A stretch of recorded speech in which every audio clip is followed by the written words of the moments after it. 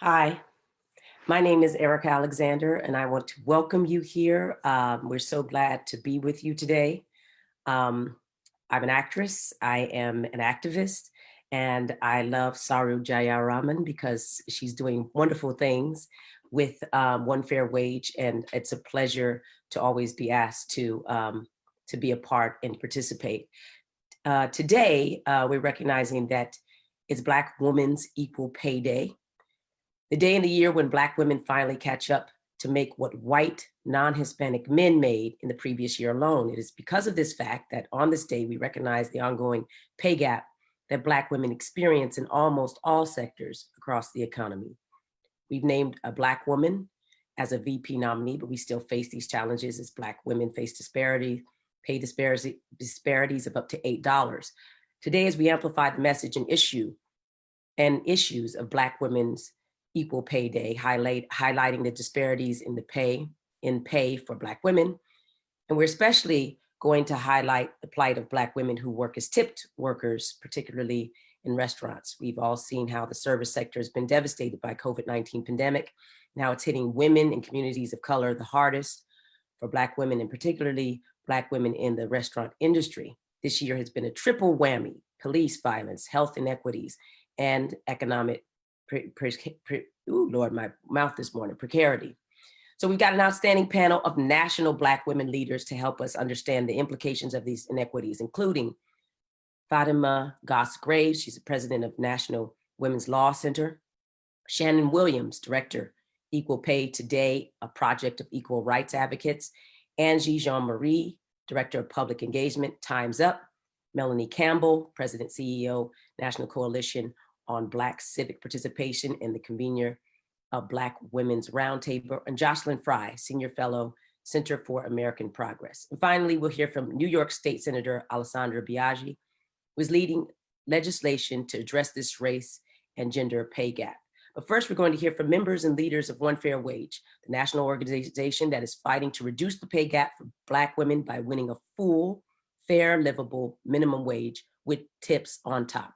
I'd like to introduce Saru Jayaraman, president of One Fair Wage, Nikki Cole, One Fair Wage's national policy campaign director, Dominique Brown, a worker leader in New York, and Beejhy, oh Lord, I knew I'd get this, but Beejhy Barhany, owner of Tsion Cafe in Harlem. Thanks, Erika. Thank you so much for joining us today on this historic Black Women's Equal Pay Day. I'm so honored to be with this really extraordinary, excellent, amazing panel of Black women. I want to start. My name is Saru Jayaraman. I am the president of One Fair Wage and the director of the Food Labor Research Center at the University of California, Berkeley, at the Goldman School of Public Policy. And I wanted to start by sharing a little bit of data. We just released a report today that is being featured in a lot of different papers around the country, outlets around the country. The report that we're releasing today is based on 20 years of research on race and gender inequities in the restaurant industry. It's based on government data, recent government data of the restaurant industry right before the shutdown. It's based on surveys of over 200 workers who are experiencing the crisis right now. And it's based on what's called match pairs audit testing studies, where we sent pairs of white and people of color applicants into fine dining restaurants to see who would get hired, men and women. And so what we found, first of all, is that so much of the race and gender inequity in this industry can be traced back to the history of this industry. Turns out that we are one of the largest and fastest growing industries in the United States. Right before the pandemic, we had almost 14 million workers nationally, but we continue to be one of the absolute lowest paying employers in the United States. And that's largely due to the money, power, and influence of a trade lobby called the National Restaurant Association. We call it the other NRA. It represents the chains, the IHOPs, the Applebee's, the Olive Gardens, and it's been around since emancipation of slavery. when it first demanded the right to hire newly freed slaves, not pay them anything at all, and have them live entirely on tips. Even at that time, it was actually mostly Black women hired by the restaurant industry and told, you get a $0 wage as long as tips bring you to the full minimum wage. This was a mutation of the idea of tipping, which was intended to be an extra or a bonus, not the wage itself. And that became law in 1938 as part of the New Deal. Everybody got the right to a minimum wage, except for tipped workers, farm workers, domestic workers, all groups of Black workers. And this group of Black women, tipped workers, we went from a $0 wage for tipped workers in 1938 to $2.13 an hour, which is the current federal minimum wage for tipped workers in the United States. Today, 43 states, including very blue states like New York and Massachusetts, persist with this legacy of slavery, a sub-minimum wage for tipped workers, whereas California and Oregon and Washington, 7 states have gotten rid of this legacy of slavery many decades ago. So let's fast forward to 2020. What is the impact of that history on Black women and on our industry? What we know and what we found is right before the pandemic, there is a $5 per hour wage gap between Black women and white men in restaurant dining floors among tipped restaurant workers.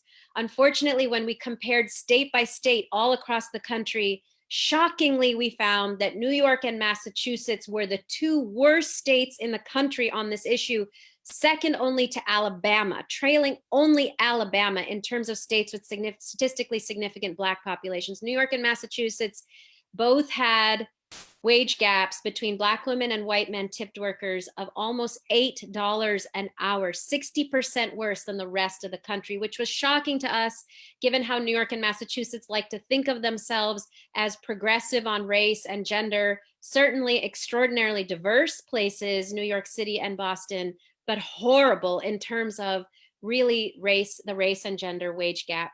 When we studied how this happens, how is it that New York and Massachusetts have such shameful gaps between Black women and white men, we found that it's really can be traced to 2 things. One, women of color are segregated into casual restaurants rather than fine dining.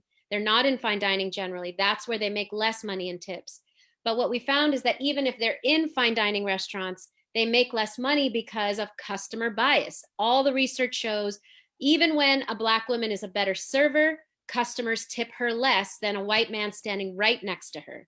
So customer bias in tipping and segregation results in this enormous wage gap. And that all of that has resulted in a horrific experience for women of color in COVID-19. We surveyed over 200 workers nationally. We found that 60% are not able to access unemployment insurance because of the sub-minimum wage for tipped workers. We found that they're now being called back to work and having to face this impossible choice because they're going back to work for a sub-minimum wage and they are reporting in surveys that tips are down 50 to 75%.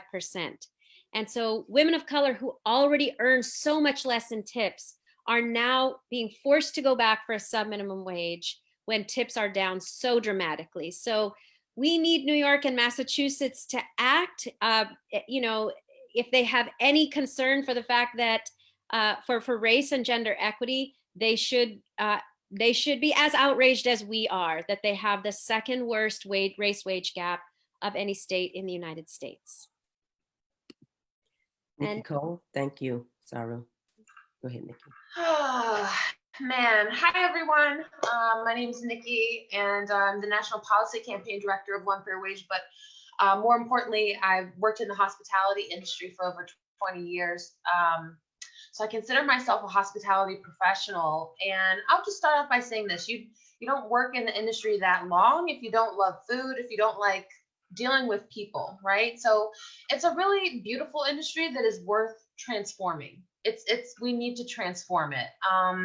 Despite all of the good things about it, the food, the community building, it's the joy is sucked out of it by what Saru was just talking about. And listening to Saru was just bringing up so many memories and experiences I've been through. I want to tell just one story to kind of illustrate what Saru was talking about before, right?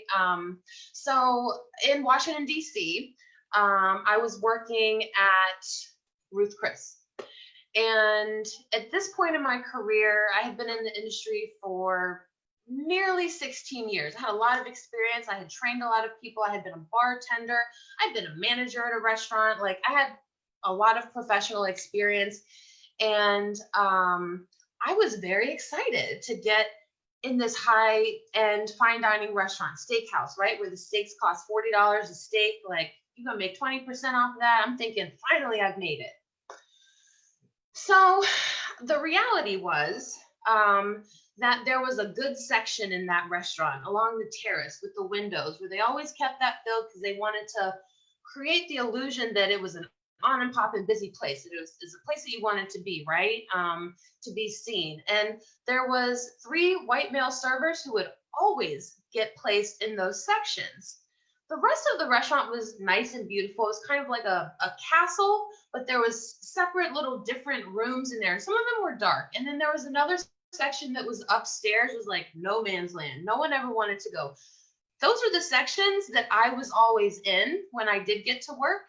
And I would also be scheduled for 4 or 5 days of the week and then called at the last minute saying, we actually don't need you today.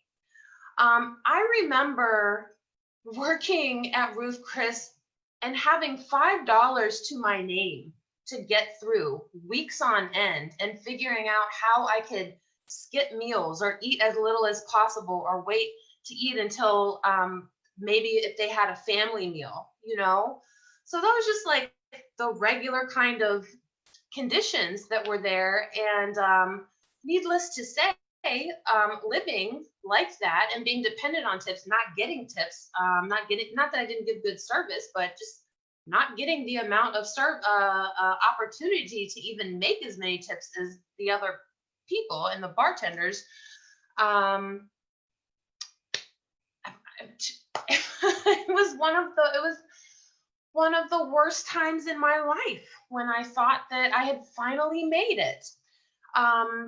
Years, not too long, but years later, I became an organizer. And we were doing a research project behind the kitchen door. And we were trying to talk to women of color, Black women, right, for the data sample in all different sectors, fine dining, quick serve, etc. And I got to talk to a lot. Our team talked to a lot of people in the quick serve and the casual, but it was really hard finding Black women in particular in Washington, D.C. that worked in the fine dining sector. I went to every single restaurant, no lie, every single fine dining restaurant in a prominent heavy restaurant corridor, DuPont Circle, every single one, and said, hey, I'm doing this diversity study. I'm trying to talk to Black women, front of the house or back of the house, that would, be able to talk about diversity in the hospitality industry. And restaurant after restaurant would say, she isn't here today, as in there was only one person that they only had, or they're not available right now, or actually, we don't have any Black women that work here.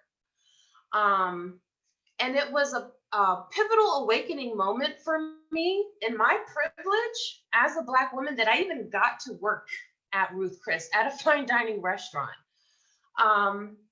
So that's just explaining a personal story of just how segregation works from sector to sector. When you think anyway, I don't want to ramble and take up too much time. What I do want to really talk about is that my story isn't unique, and we are talking to hundreds of workers in the restaurant industry who have come to us for relief with the One Fair Wage Emergency Fund that we started at the beginning of the coronavirus pandemic. And workers who are seeing they're being denied unemployment insurance because they're being told, like, well, you didn't make a high enough wage to begin with, are pretty furious and desperate at this point, and are demanding change in a number of different ways, advocating to their legislators, but taking to the streets in solidarity with Black Lives Matter, in solidarity with pandemic unemployment insurance, in solidarity in calling for one fair wage. In New York, there's over 200 workers and a growing pool of employers, 50 employers who have including some of the city's highest profile restaurateurs and some of the most badass, if I'm allowed to say that, small businesses led by women of color and owners like Beejhy, who you're going to get to hear from. They've come together to support a joint proposal for one fair wage and restaurant relief, something that works in both parties' self-interest. And you know, we're calling on Governor Cuomo right now to enact this plan. We need it now. It will address this race and gender pay gap and finally allow all New York restaurant workers to better survive for when the next coronavirus pandemic hits and we need unemployment insurance, so that they're not told, well, you make too little of a wage, you can't get it. This is a structural change that we need, not just for emergencies, but to close that actual pay gap for Black women, but for women in general, for immigrants as well. And I'm proud to be on this panel and be a Black woman represented. I'm really excited to hear from Dominique, who is currently in the restaurant industry, to hear about her fight and what she's standing up for. Thank you, Nikki, and Dominique, thank you. I have to keep everybody on time, so if you see me go like this, that means about wrap it up if you don't mind. And we'll keep it moving because we want to make sure we ask questions. No shade, Nikki. You were fantastic. Just, I have to do that because Saru is going to kill me. Dominique, go ahead, girl. Do your thing. Hi, everyone. I'm Dominique Brown. I'm honored to be a part of this Black Girl Magic panel today. I am in the restaurant industry. I've been working for almost 10 years in supplement to my acting career. And I just wanted to share a quick personal story of how this all affects me today. So I work in a restaurant in Manhattan where I have to continuously prove my worth and comport myself in a way that is palatable to the owners and management and the restaurant guests, while stifling my voice and outwardly appearance in fear of being reprimanded for presenting as too militant or too Black. My white male counterparts, however, are allowed to be indifferent towards guests, receive poor online reviews, and be vocally disgruntled with no request to adjust their personal presentations of themselves while maintaining their steady shifts on the most lucrative nights, earning them higher wages, contributing to the wage gap. So the Anti-Racist Coalition at my job, we have addressed these issues privately with our owners. However, my employers have made it abundantly clear that they will do only what is lawfully obligated of them and nothing beyond that.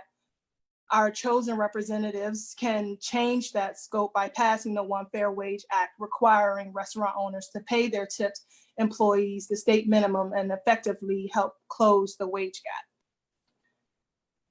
Thank you, Dominique. And thank you. Yes, thank you. And Beejhy, please, the floor is yours. You're on mute. You're on mute. We can't hear you. Unmute. Can you hear me now? Yes, we can. Hi, everybody. It's an honor to be part of this magical movement, and eventually it will come to, to life. My name is Beejhy Barhany, and I'm the owner of Tsion Cafe, an Ethiopian Mediterranean restaurant located in Harlem, New York. As a woman, as an immigrant Black woman, and an owner of an independent restaurant, for me, it's very important to support One Fair Wage because it addresses racial equality, inequality, gender inequality, and wages disparity. It means my community suffer if you don't have one fair wage. And as a small-owned business, I suffer as well. So it's an empowering situation when my worker get paid one fair wage, they be able to support the community and spend in their community. So Governor Andrew Cuomo must amend one fair wage in New York City. And beside that, one fair wage is good for restaurant owners and workers. That's why I'm proud to be part of New York Safe and Just Reopening Plan, in which workers and employers have come together to demand Governor Cuomo to enact upon one fair wage. And of course, a relief for independent restaurants like myself. The other thing I wanted to say is that we need surcharges legalized in New York, which is in some part it is, some part areas in New York is legal. So which New York City is the heart of tourism and hospitality. We need that legalized in New York. In order to have an equitable, sustainable future, we have to commit to that. And I want to thank you all. And hopefully Governor Cuomo will take the pen and act upon it today. Thank you. Thank you. Well, that's wonderful. We'll get started with our amazing panel of fabulous Black women leaders. First, can I please start by asking each of you to share a little bit about your work and why you think the issue of Black women's pay gap overall is important, including in the restaurant industry and the sub minimum wage for tip workers. You got about a minute each. And so please, we'll start with Fatima and then go to Shannon, Angie, Melanie, and then Jocelyn.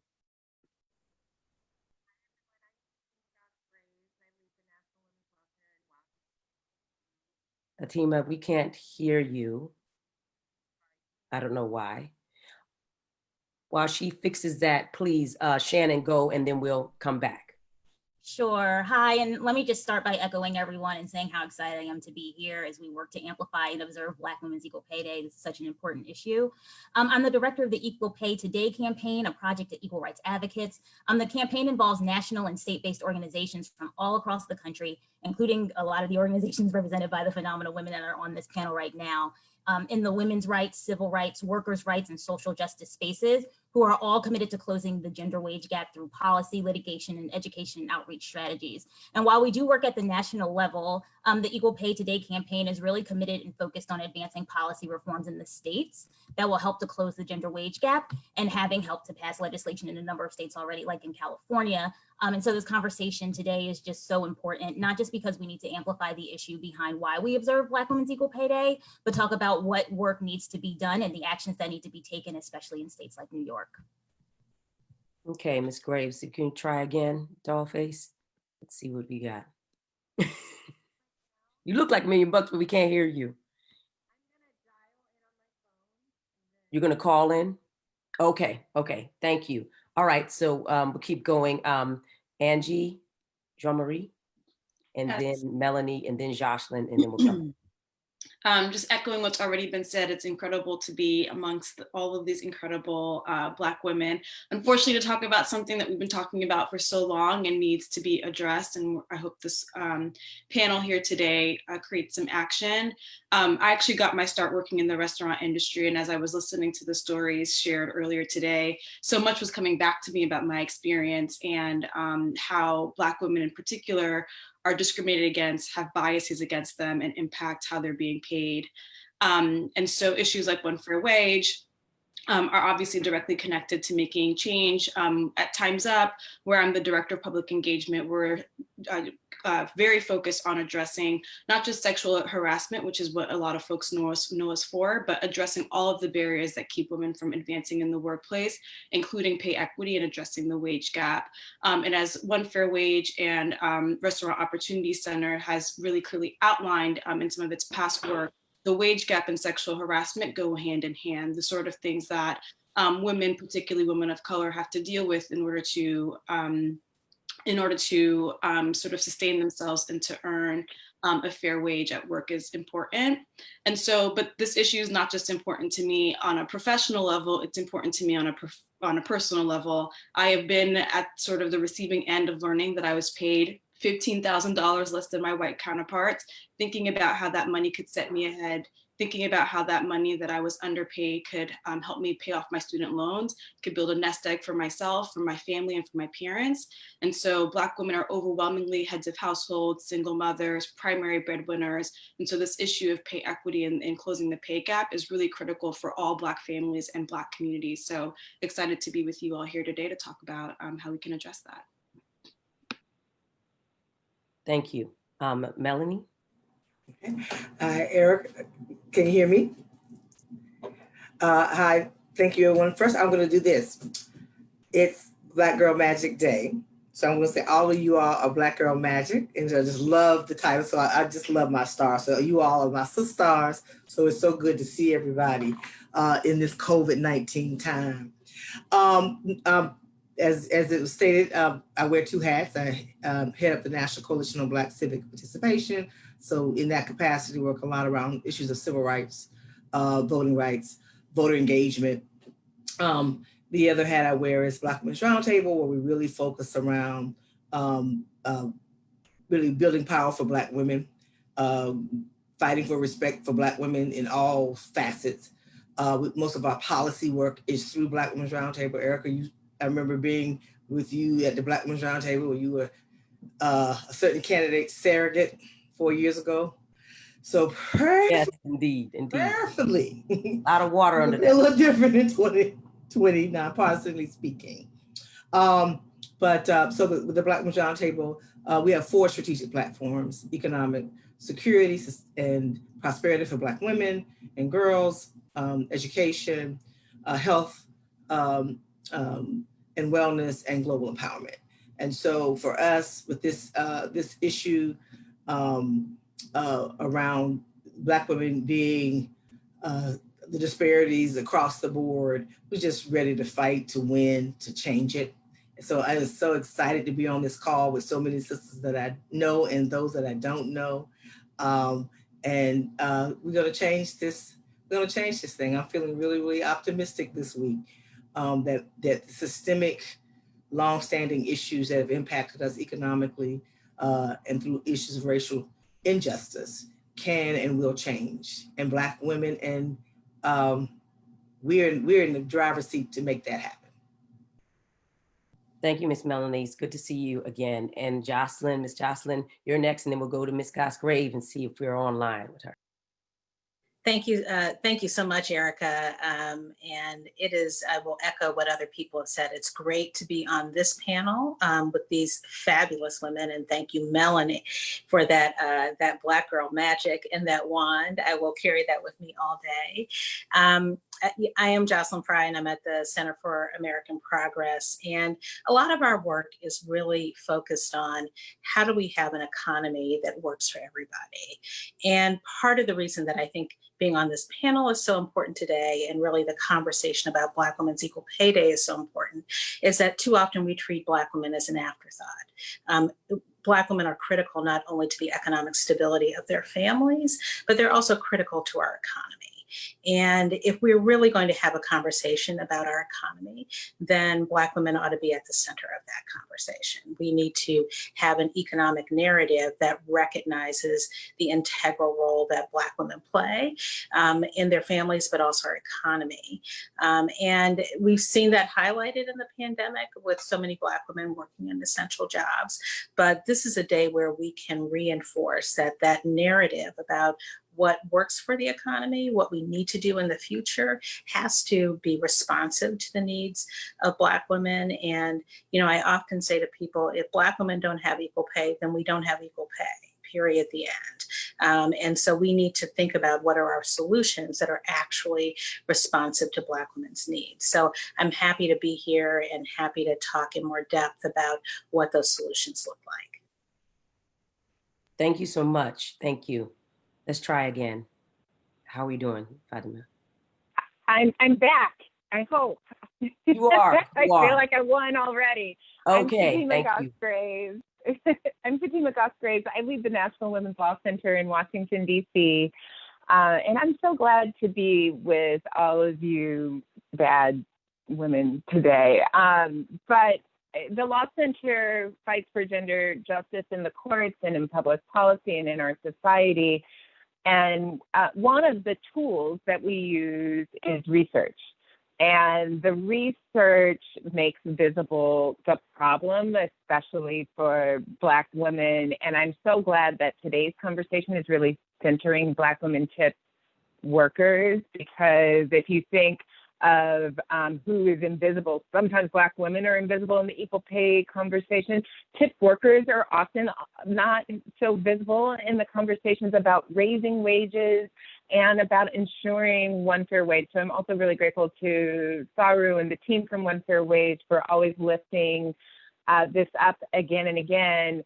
The bottom line for us in our work is that we know as long as wages are kept low, and that's especially true in occupations where Black women dominate, that there will not be equal pay. And the consequences for that are for Black women today, they're for their family, they're for generations of wealth. And I think what the pandemic itself has revealed is that when you enter something like a pandemic without a net, without a rock, without having decades of fair pay to fall back on, entire communities will struggle to get out of it. So glad to be with all of you again and again.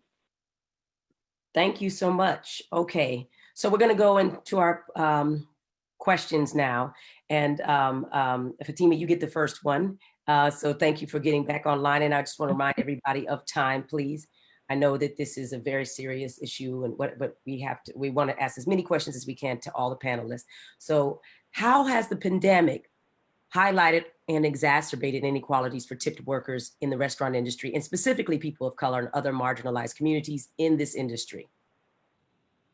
Yeah, I mean, one of the real things that Saru touched on is that for tipped workers who were working at either restaurants or other businesses that shut down, already their pay was lower going into it, so they didn't have an egg to fall back on. But it also is acutely coming up in this conversation around unemployment insurance and what is their actual base wage, right? What if we actually had one fair wage and real clarity and a system that made it harder for employers to steal the wages of their workers, rather than the situation where we have now, where unfortunately workers are showing up and in a situation where it's totally unclear what we're basing their unemployment insurance on. And so they have been on purpose left out and disadvantaged in our wage and hour laws. And that translates to making less, not only in the everyday times, but in this pandemic, it translates to them making less through unemployment insurance and honestly to heighten opportunity for abuse by employers who are interested in maintaining that type of system. Thank you. Thank you. The next question is for Ms. Jocelyn. One Fair Wage reports a $5 pay per hour wage differential between Black women tipped restaurant workers and white men tipped workers nationally, and nearly $8 in New York. Why do you think New York, which is supposedly one of the most progressive states in the United States, has a race and gender pay gap that is 60% worse than the rest of the country, and one that is second only to Alabama, Ms. Jocelyn? It's a great question. I think it's a reminder of a couple of things. And most importantly, it's a reminder of how pay discrimination works. Pay discrimination is often embedded and entrenched in our workplaces. People often don't know what the person next to them makes. They are often afraid to ask. In some workplaces, they're told even not to talk about wages. And so in those types of environments, pay discrepancies can happen overnight. And, I think Saru talked at the beginning about, many of the stereotypes, and Nikki addressed this, the stereotypes and attitudes that we bring to the workplace, and people bring about Black women and about Black women who are servers.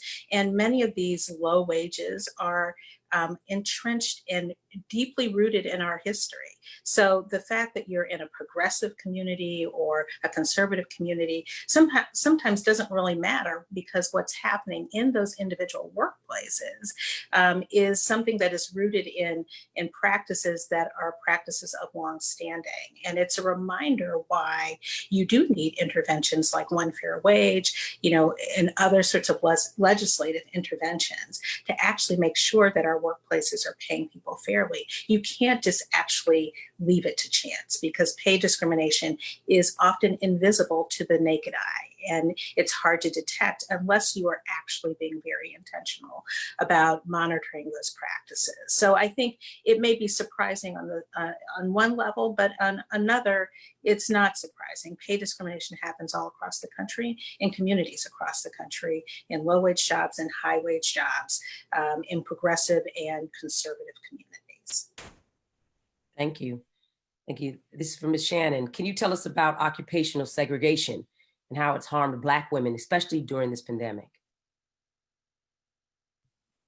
Make sure I was off mute. Sure.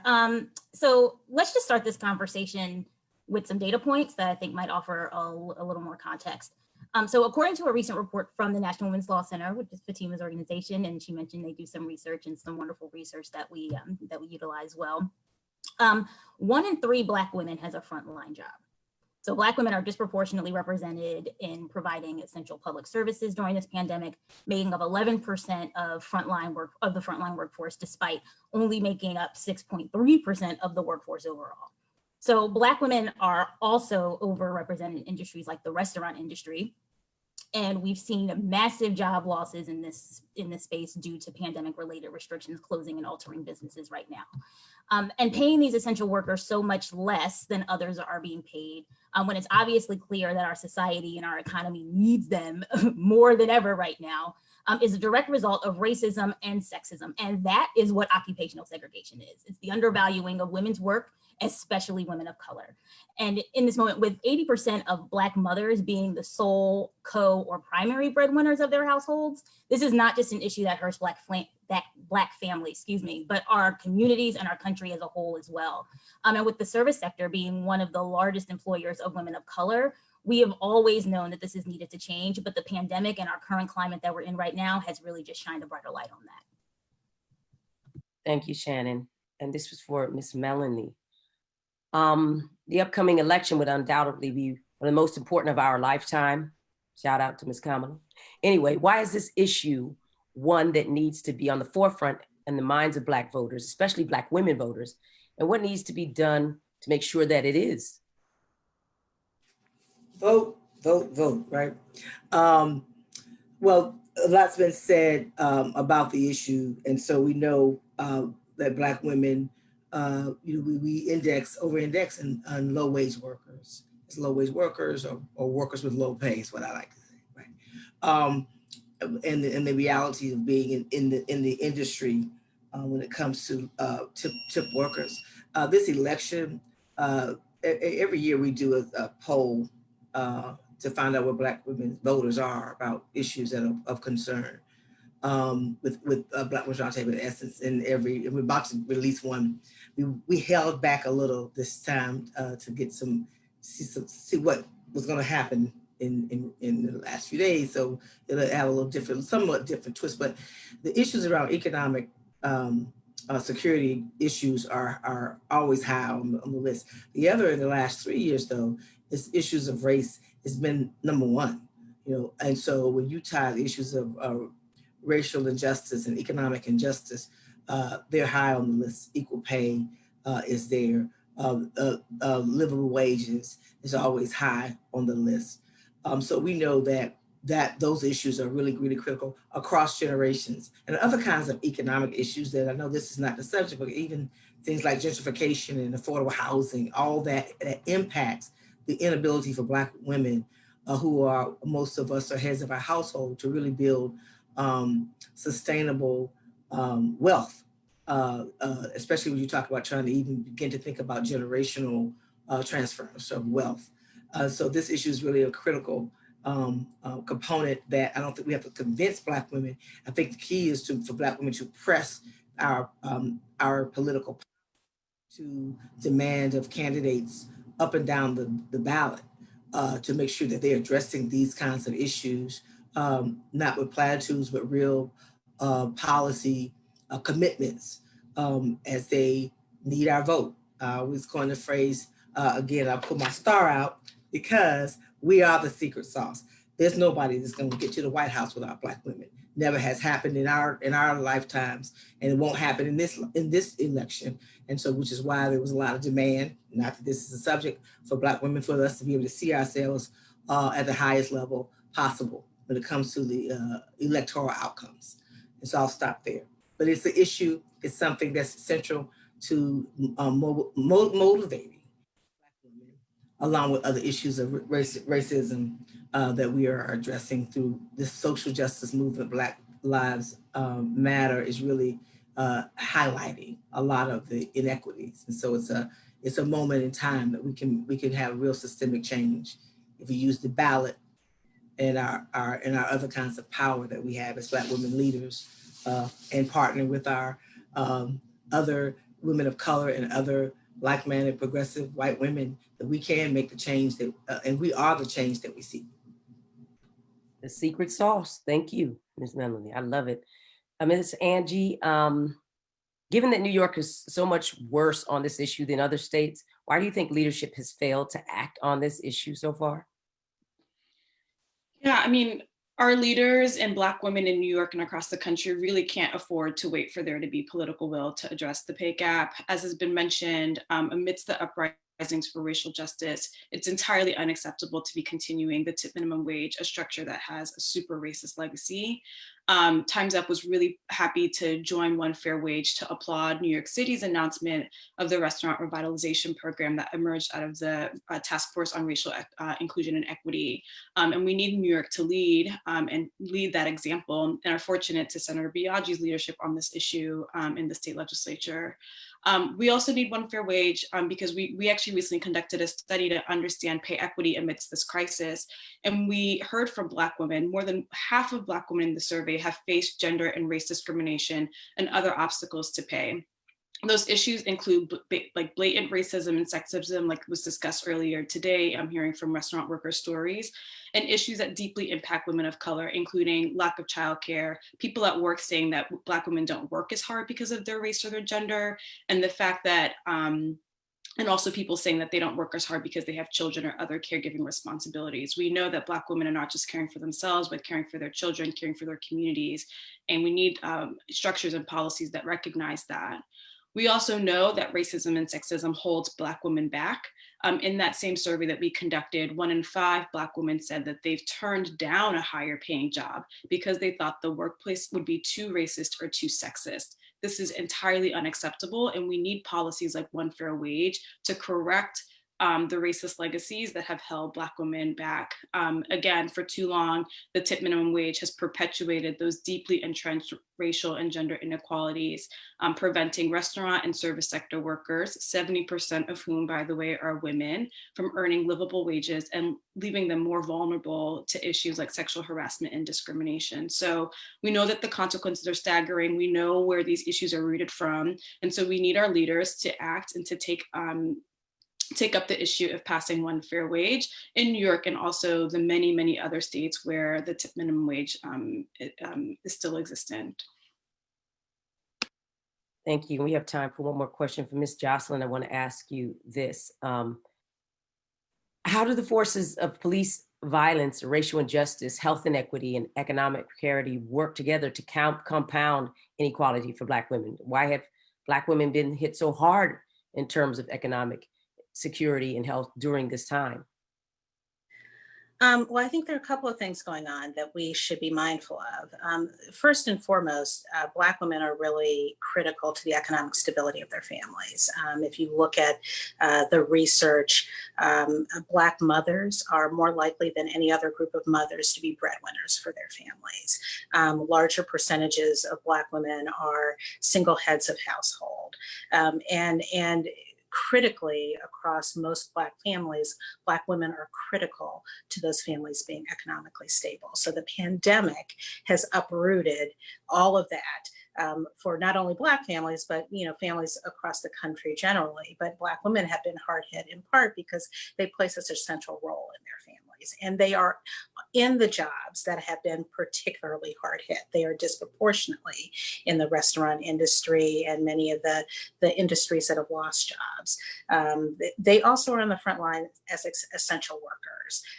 They're in our grocery stores, they're cashiers, they're home health aides. But all of that has had an outsized impact on Black women. But the other piece that's really important, and you raised the issues of police violence and health inequity and economic insecurity more broadly. And each one of those pieces are threads of what I would call a fabric of inequality that is deeply rooted in our country. And what the pandemic has highlighted is the gaps that were, quite frankly, already there. The problem of the pay gap is not new. Economic insecurity is not new. But the thread that runs through all of those issues is systemic racism and the systemic practices, the structures in place that have held intact the barriers and biases, the racism and sexism that continue to infect how systems operate. So when a pandemic hits and somebody loses their job, a Black woman doesn't have the same sorts of wealth as Melanie talked about to fall back on. She may not be able to access healthcare in the same way because her community has fewer healthcare resources. That's the health inequity piece. And she is living in a community that may not be as safe, that people, if they walk outside in a mask, they may be more likely to be arrested or people be fearful of them, right? Like that's the police injustice piece. So even though these are individual issues and people think they're in silos, there is a narrative about systemic inequality that is integral to this conversation. And not only do we need to correct Black women's wages, but we need to be thinking about the lens of systemic racism across all of these issues if we're going to create an environment where people can work and be paid fairly, live and be treated fairly. And I would just want to say, Melanie's absolutely right. We need to hold our policymakers accountable from the top on down. This is the question we ought to be asking presidential candidates. We ought to be asking vice presidential candidates. We ought to be asking folks who are running for office in our communities, because Black women know how to make their voices heard, and this is a moment to have their voices heard. Thank you. Thank you, Ms. Jocelyn. Well, we are going to ask a few more questions later on and try to get them for the audience. Right now, I get to introduce New York State Senator Alessandra Biaggi, and so appreciative that she's here because she's been a leader on New York sexual harassment policy. She's been leading on one fair wage.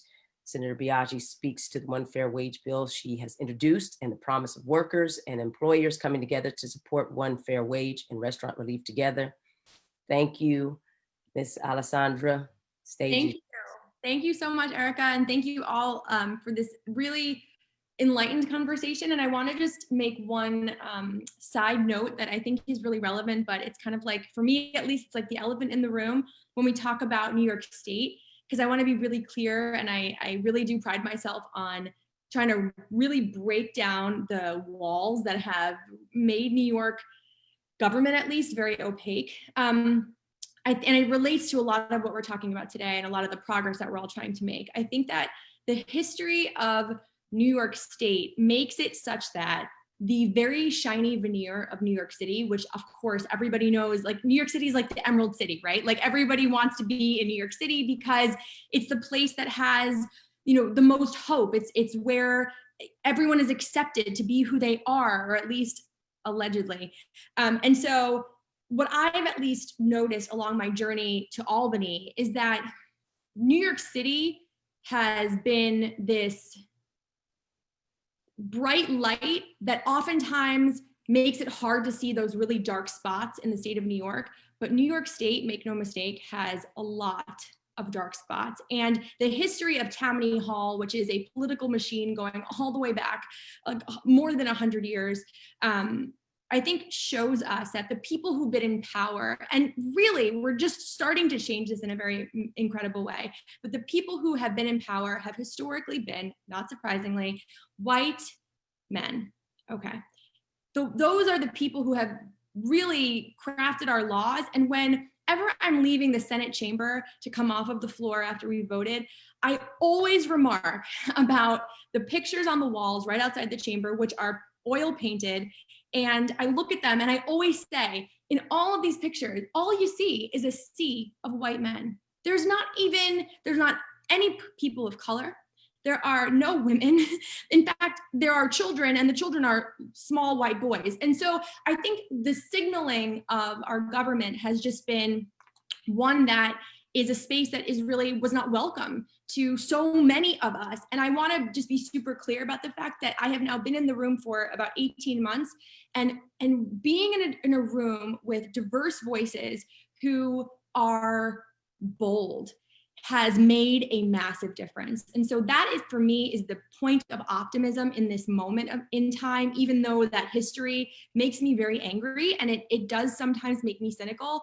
The point of hope really do come from where we are headed. And so, I kind of just jumped in in the ninth inning, but I do want to thank One Fair Wage for inviting me to be here today. I am very, very grateful to everything that this campaign has done across the country. And I really also want to thank all of the panelists, all of you, for sharing your perspectives and your expertise with all of us. It is a privilege, and that doesn't even do it justice, to join this group of Black women leaders today, to call attention to Black Women's Equal Pay Day, and to have this conversation and discuss how we can close the Black women's pay gap in New York State, especially for restaurant workers. It's astonishing that New York is behind in so many ways, but I hope that a little bit of what I shared put some light on why, just so we at least understand where some of this has come from. This year, Equal Pay Day was March 31st, meaning that the average woman would have to work an additional 3 months to make what the average white man makes in a year. But as we've now discussed, and as probably we already knew even before, for Black women, Equal Pay Day did not come until today, August 13th. Black women have had to work an extra 8 months and 13 days. Let me just repeat that again. 8 months and 13 days to make the same average as a white man. That is egregious, and it's unacceptable. And I think too often our conversations about equal pay fail to acknowledge the role of racism, and that's also unacceptable and has to end. It also, in our conversation about equal pay, it's failed to prioritize those women and workers who are the most marginalized, especially Black women in the service industry. I also really want to take this moment to acknowledge that Black women have borne the brunt of the burden of the COVID crisis. Research has suggested that Black women are 30% more likely to have lost their job than that of a white man, and have had fewer economic reserves to fall back on. Black communities are facing unthinkable grief and trauma for the toll that this virus has taken on themselves, their families, and their communities. And so I take a step forward always and encourage others around me to really lead with compassion, to understand the burdens that so many workers in this community are carrying with them every day, especially right now. I represent Westchester County and the Bronx, but a majority of my district is in the Bronx, and the Bronx is the epicenter of the COVID-19 pandemic. To me, that has really broken open so much of what we knew was wrong, but now for those people who have ignored it for so long, they can no longer ignore it. And to me, that's another bright light in this very, very dark time. Back to the pay gap. So tackling the gender and racial pay gap starts really with ensuring that workers have, again, robust legal protections. That's what we're talking about. That's what we're here. Last year, I introduced and passed legislation to expand New York's pay discrimination law to prohibit pay differentials based on an employee's protected status, including race, age, disability, and other protected categories in the human rights law. Before this legislation passed, because what do I really mean by that? It's a lot of words, and sometimes it just doesn't really sound like it's anything. Before that, previously, New York's equal pay law only offered protection against gender-based pay discrimination. So it did not include the categories of race or age or disability, which is just, I mean, it makes your eyes roll back to your head. We know that Black women are too often discriminated against on the basis of both their race and their gender, and that they deserve full and comprehensive legal protections. And the fact that I have to say that makes me angry, but also I'm going to say it until we make sure that it is a reality in all of the states, but especially in New York. New York's law previously used the equal pay for equal work standard also, which placed an excessive burden of proof on the employee when filing a claim. So let's say that you were the employee and you believe that you weren't being paid properly. Well, good luck, because you're now the employee who has to prove in court that you're not being paid properly. However, what my legislation did last year was we updated New York's law to shift that burden of proof and that standard to make it a standard that was substantially similar work. So it lowered the threshold for people who were seeking to bring claims. This bill, as I always say, like most bills, it's a start. It's not a full solution, but we know that there is more work to do, right? And that there are many more holes in our laws, because the more that you dig and the more that you search through any provision of law, pick a topic, truly, there are holes that do not protect people of color, especially Black women. The pay gap is driven by structural factors in the labor market, including the continued devaluation of restaurant workers. I have seen it. We've seen it especially escalated and highlighted during COVID-19, where if you were making $100 or $120 a week without tips from a restaurant, well, if you applied for unemployment, that's what you got in unemployment. Nobody can survive on $120 a week. It's just unthinkable. And so this is the crux also of the problem. There probably is really no clear example, and I just kind of alluded to it through an example of what I just mentioned during COVID, but there is no clearer example of this than the subminimum wage.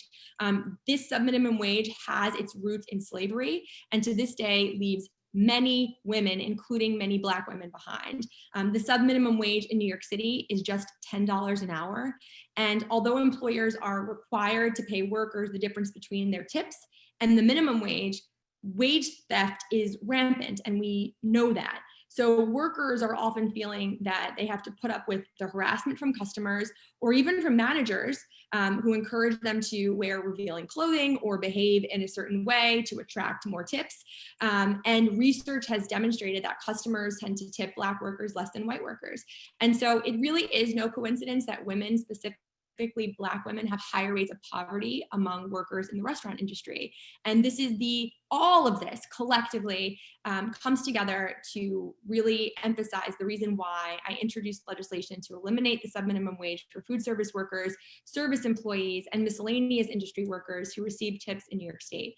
Eliminating the tipped minimum wage, as well as allowing back of the house staff to receive tips and providing payroll tax relief for restaurants are really some of the best steps that we can take to level the playing field for Black women in the restaurant industry and all tipped workers. And again, I want to just emphasize that I do not believe that this is the magic wand to solve everything, but these are really important steps, beginning steps that we have to take to improve the protections against wage theft, to protect a worker's right to unionize, and to help restaurants right now survive in the pandemic. And so it really is paramount. I say this to my colleagues, I say this to myself, I hold this mirror up to my own face, because truly, even though sometimes elected officials pretend that they don't work for the public, they do.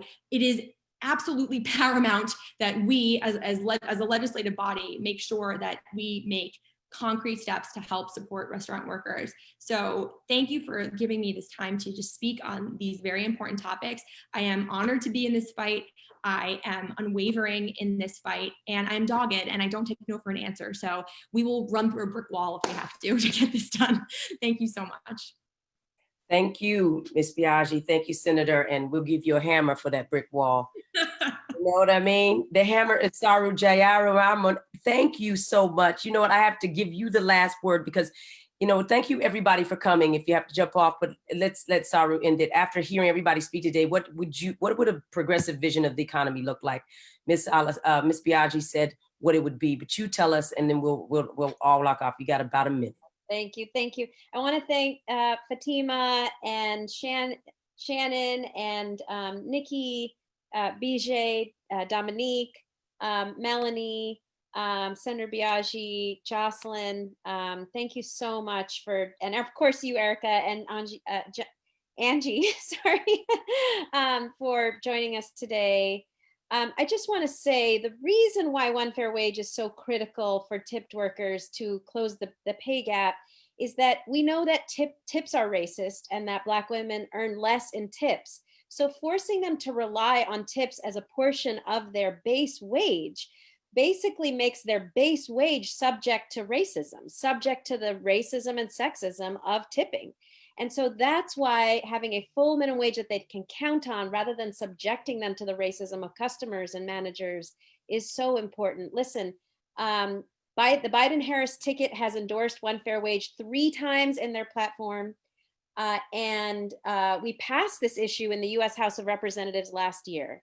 So there is no reason why New York State, especially with the hopeful future that Senator Biaggi is talking about, and Massachusetts and every other state, frankly, can't do this. There's just no reason. And I think with the support and partnership of all the amazing, amazing Black girl magic, as Melanie said, women on this panel, we can get it done. And I thank you so much for that. Thank you, everybody. You're the secret sauce. Go and multiply. Thanks, Erika. Okay. Take care. Thank you, Senator. Bye, Saru. Bye.